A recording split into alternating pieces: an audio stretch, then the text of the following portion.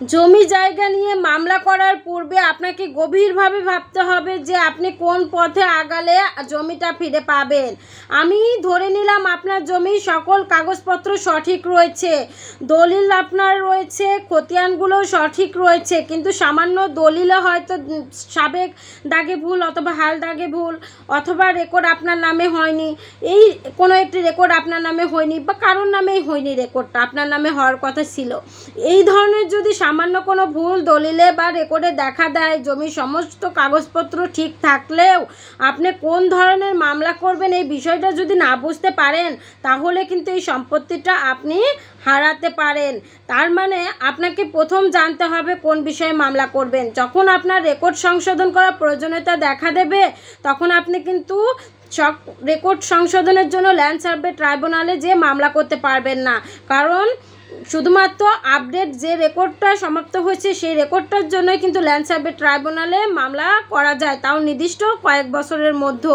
তার পরবর্তীতে যদি রেকর্ডটা আবার সংশোধনের প্রয়োজন হয়, তখন কিন্তু সত্য ঘোষণার মোকদ্দমা করতে হয়, আর সত্য ঘোষণার মোকদ্দমা করার মাধ্যমে কিন্তু ওই রেকর্ডটা সংশোধন করতে হয়। তার মানে কোনো রেকর্ডে যদি ভুল হয়, শুধুমাত্র তখনই সত্য ঘোষণার মোকদ্দমার মাধ্যমে ওই রেকর্ডটা সংশোধন করা যায়। আর আমার নামে কোনো রেকর্ডই হয়নি, কারোর নামে কোনো রেকর্ড হয় নাই ওই জমিটা, তখন ওই রেকর্ডটা করানোর জন্য কিন্তু আপনাকে ডিসি অফিসের জুডিশিয়াল সেক্টরে যে যোগাযোগ করতে হবে যে কোন ওয়ে বা অবলম্বন আপনি যে ওই রেকর্ডটা আপনার নামে করিয়ে নিতে পারবেন, যেহেতু আপনার সকল কাগজপত্র সঠিক রয়েছে। এইভাবেই কিন্তু আগাতে হবে যে আমাকে কোন পথে আগাতে হবে। আমি জানি না, যেমন কারো নামে আমার যে সম্পত্তি রয়েছে সেই সম্পত্তি কোনো ব্যক্তির নামে না রেকর্ড হয়নি। এখন আমি যদি সত্য ঘোষণার মামলা করি, ওই রেকর্ডটা ওই সত্য ঘোষণার ডিক্রি দিয়ে আমি কিন্তু আমার নামে রেকর্ড করিয়ে নিতে পারবো না।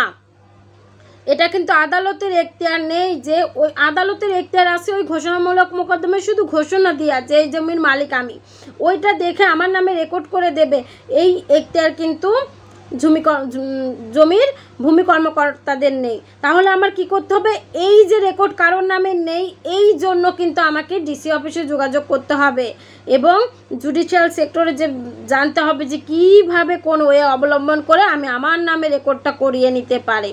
এইভাবে এক একটা জমির সমস্যার জন্য এক একটা মামলা রয়েছে। এখন আমি কোন মামলায় যাব, কোন দিকে যাব, কোন দিকে যাব না, এই বিষয়টা যদি আমি না জানি, তাহলে কিন্তু আমি জমি জায়গার মামলা করেও হেরে যাব।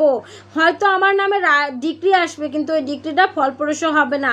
আবার দেখা যাবে যে মামলা 4-5 বছর চলার পর খারিজ হয়ে যাবে, কারণ আদালত দেখতে পারবে এই মামলার কোনো ফলাফল নেই, শূন্য, তখন কিন্তু মামলাটা খারিজ করে দেবে।